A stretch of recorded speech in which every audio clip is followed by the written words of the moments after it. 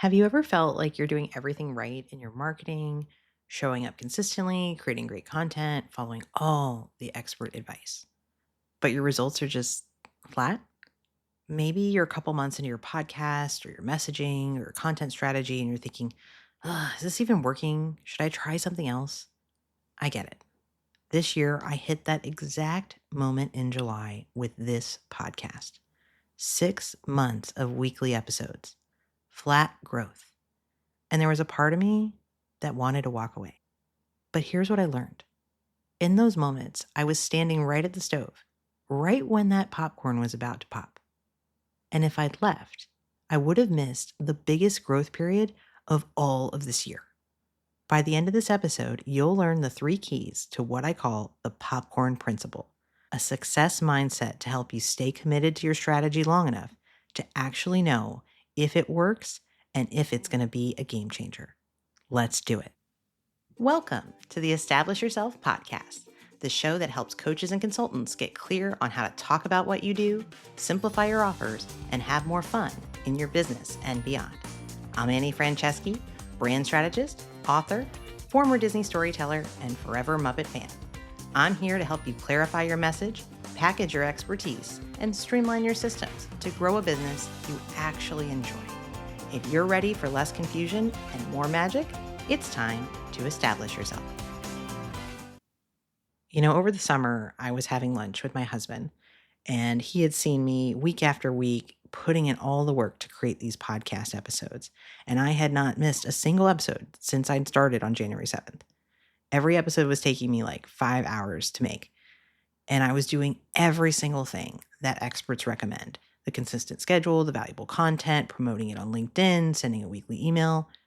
But my downloads, they had been flat the entire time.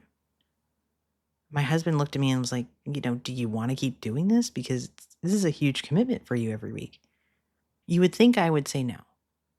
And I probably would have if I had not made a big commitment to myself going into this show.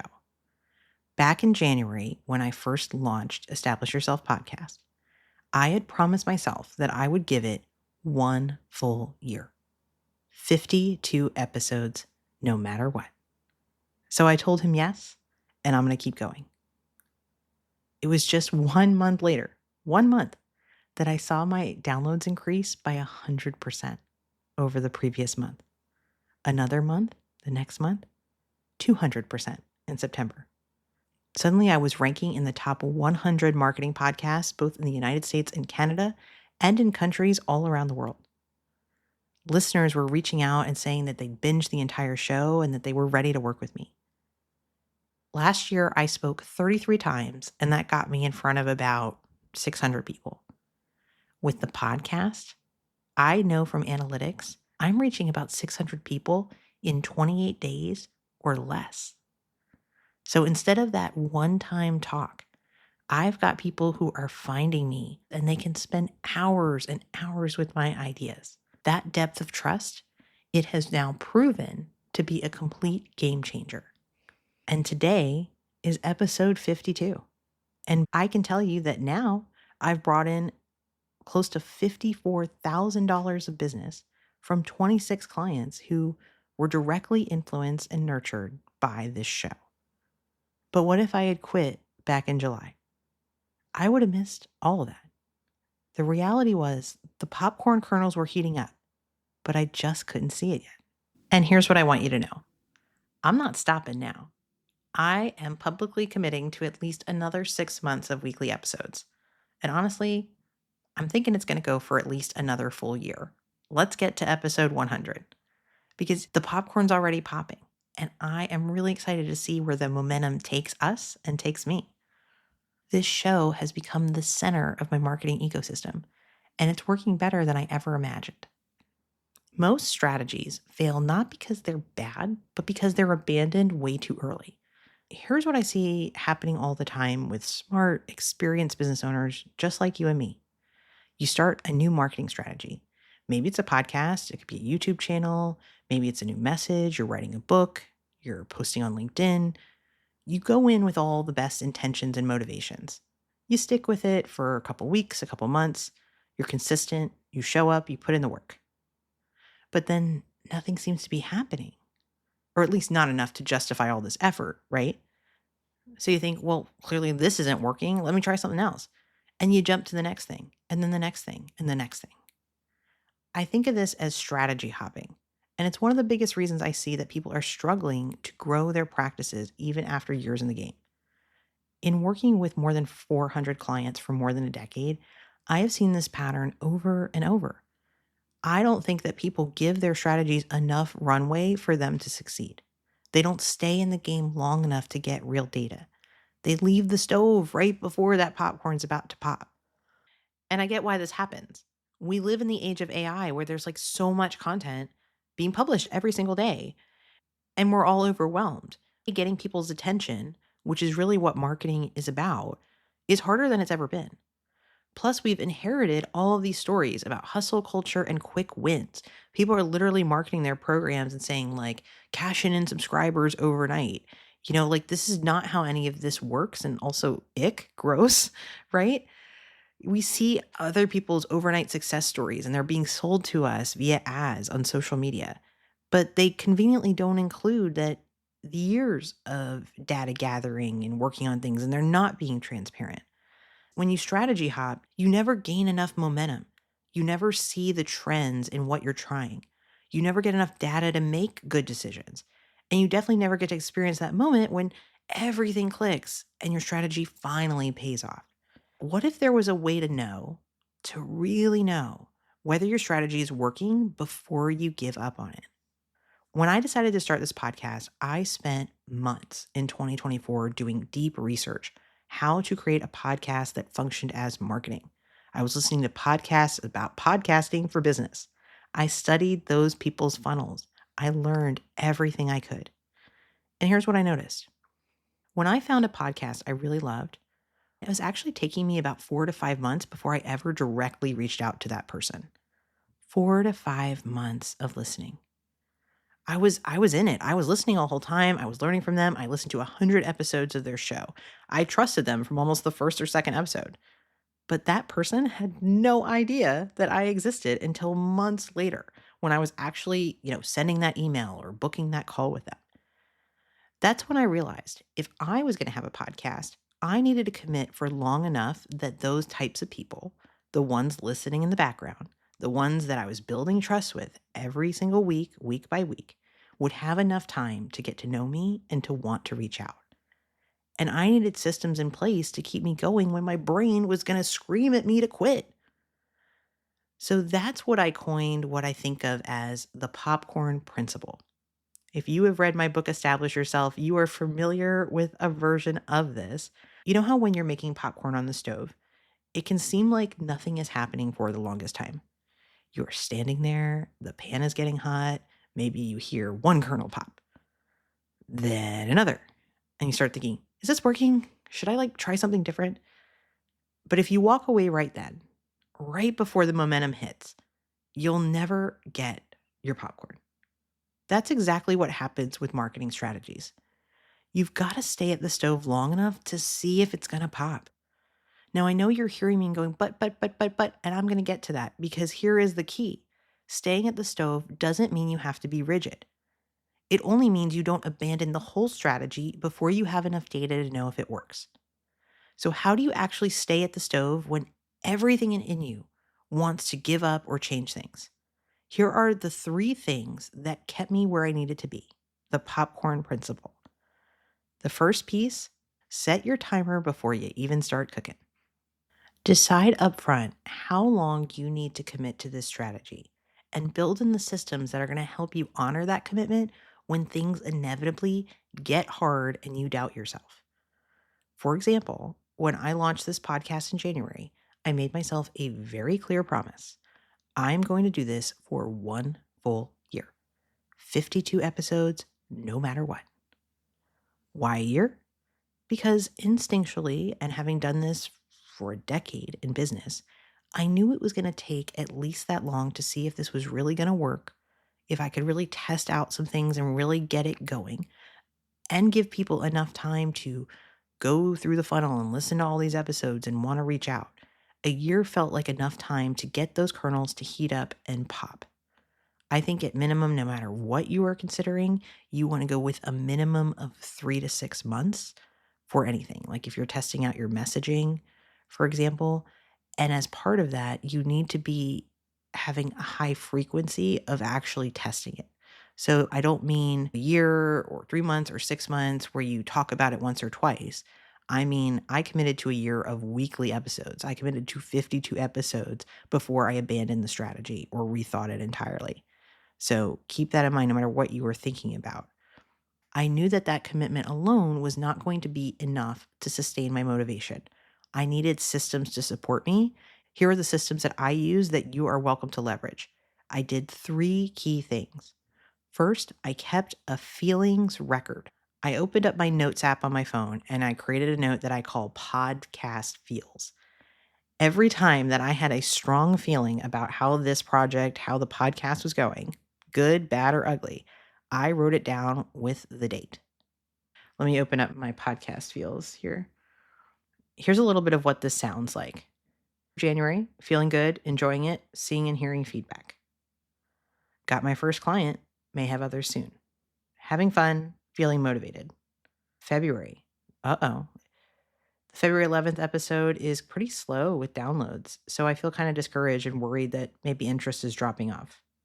Mid-June, I asked someone for feedback and they give pretty critical feedback, essentially saying, well, maybe you're just not somebody people want to listen to. That was harsh, right? That was mid-June.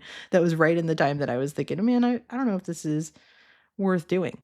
But then July turned out to be my biggest download month aside from my launch month. And I feel like something's shifting. More folks are listening. This person wants to work with me and says she's listened to every single episode of the podcast. Suddenly, popcorn starts popping. As you can hear, this was incredibly powerful. When I was in a valley, I could scroll back and see proof that people were listening and that the podcast was working and that I was getting clients. And also, it was normal to have setbacks and to have people give me critical advice. It normalized the journey and that not all journeys in projects like this are going to be linear. Almost none of them will be. In addition to keeping a feelings record, I also tracked my results systematically. I created an Airtable database. You could use Excel or a notebook. And I just made sure to keep a list. I tracked every client who told me that they booked with me or they did a program because of the podcast. This gave me real data in real time.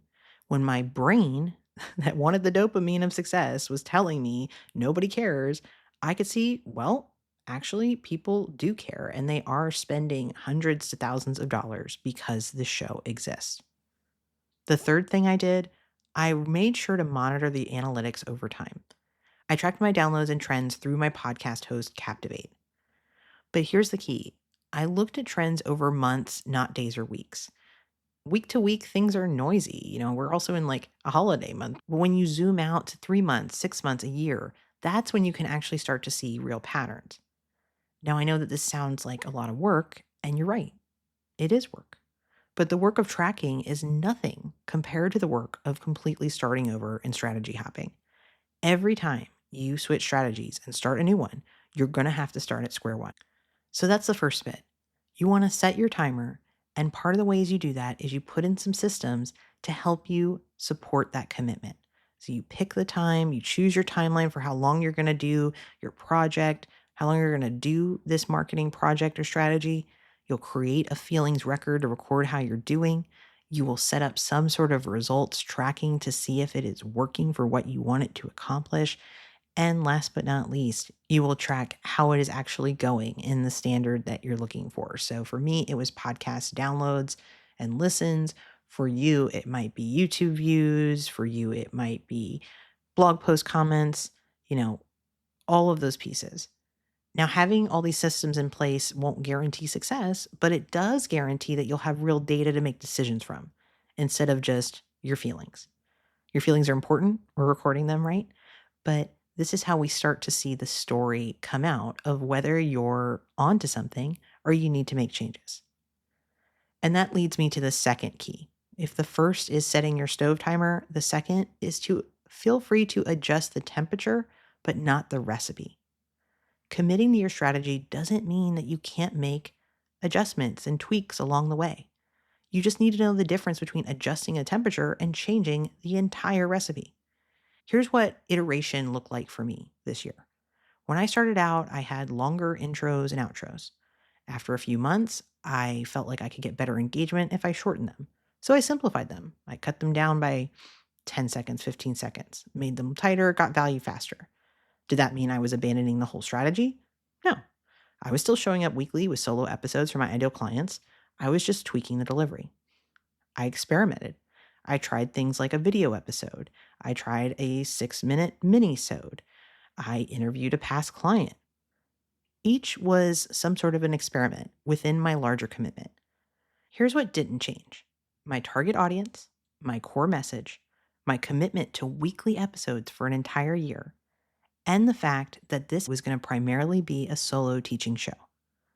That was my recipe. The format tweaks were just finicking with the temperature. Here's the nuance: there is a big difference between strategic changes and tactical ones. Strategic changes wreak havoc with your momentum. It's like switching platforms because you're not seeing results fast enough or completely changing your target audience mid year. Tactical changes fine tune and optimize your momentum, like adjusting the length or simplifying an intro or finding your authentic voice over time. Think about it maybe like green light, yellow light, red light. A green light change that's safe to experiment with in a project could be things like the length, the format, playing with the delivery style.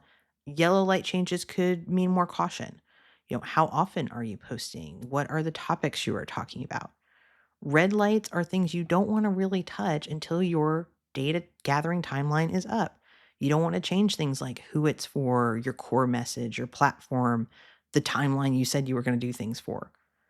You want to track these experiments in your feelings record. You want to give each experiment time. Try it enough times to get data and to see patterns. 5 to 10 pieces of content, interactions, etc., is a bare minimum. By giving myself permission to iterate within my broader 1-year commitment, I found my voice without having to abandon my strategy or the momentum I was building. And that made all the difference. And I know it will for you too. Which brings me to the third key of the popcorn principle. And this is the one that's going to keep you going when everything in you really wants to quit.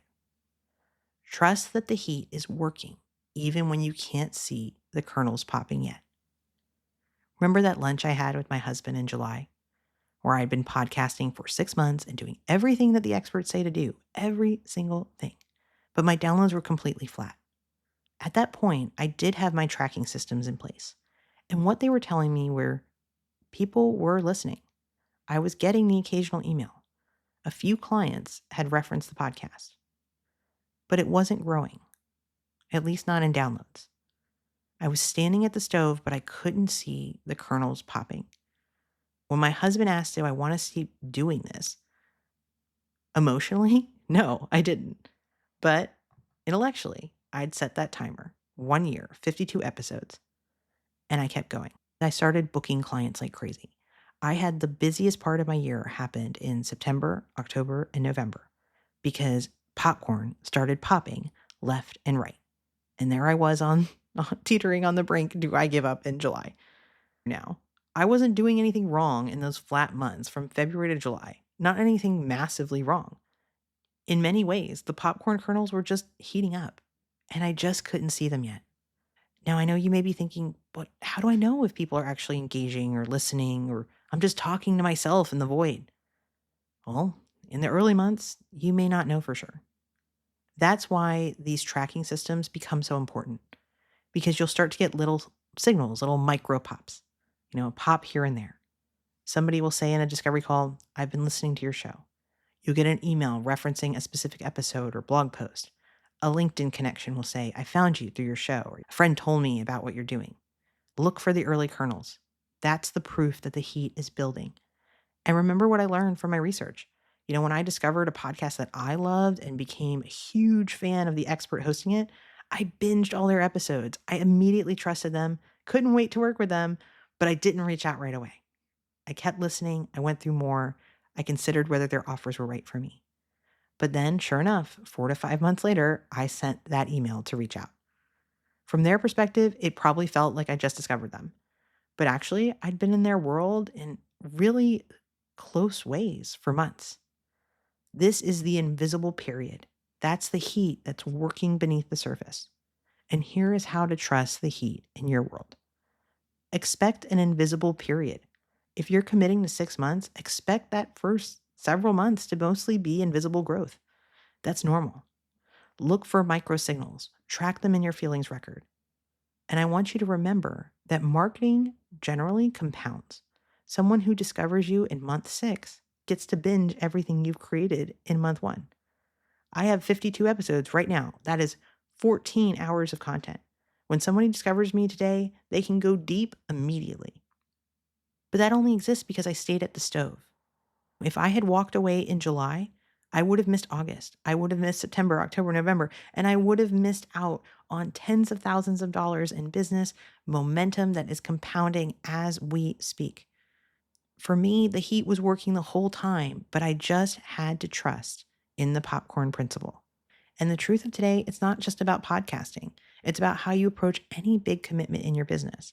Whether you're figuring out how to talk about what you do in a way that actually attracts clients, or you're packaging your expertise into offers that make sense and sell, or you're trying to simplify your systems.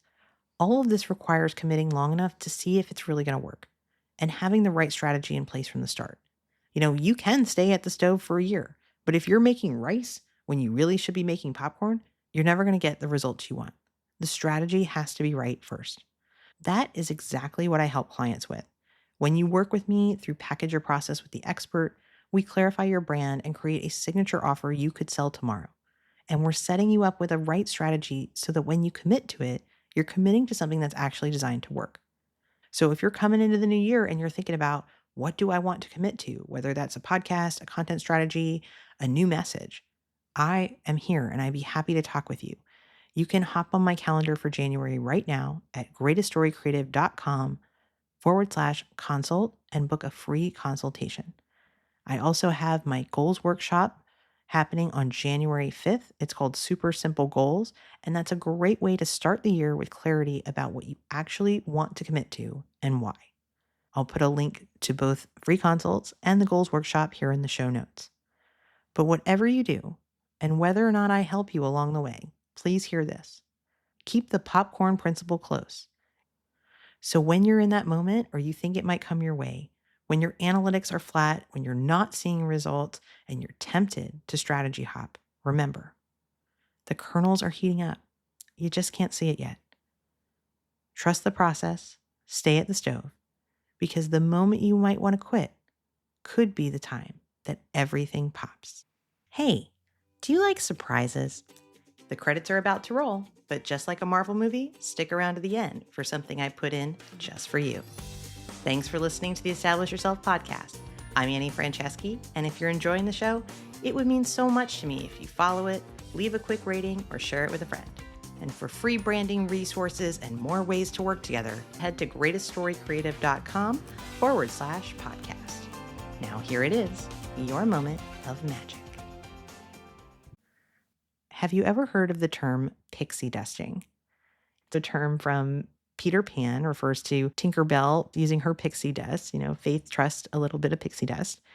And it's something that's happened around guest culture at Disney World and Disneyland and the cruise lines as well, where guests have decided on their own to surprise each other, to create little gifts to offer to strangers just to make their day brighter or more magical. They call this pixie dusting. So here is my challenge to you. I want to encourage you to pixie dust someone this week. Tell that podcaster you've been binging every episode. Tell that author that their book changed how you think about something. Tell that coach that their posts have been exactly what you've needed to hear. Because often we don't realize how much it means when we tell people that their work really matters. Every time I get a message from someone listening to the show, it lights up my day. So spread a little pixie dust. You never know whose commitment you might be strengthening.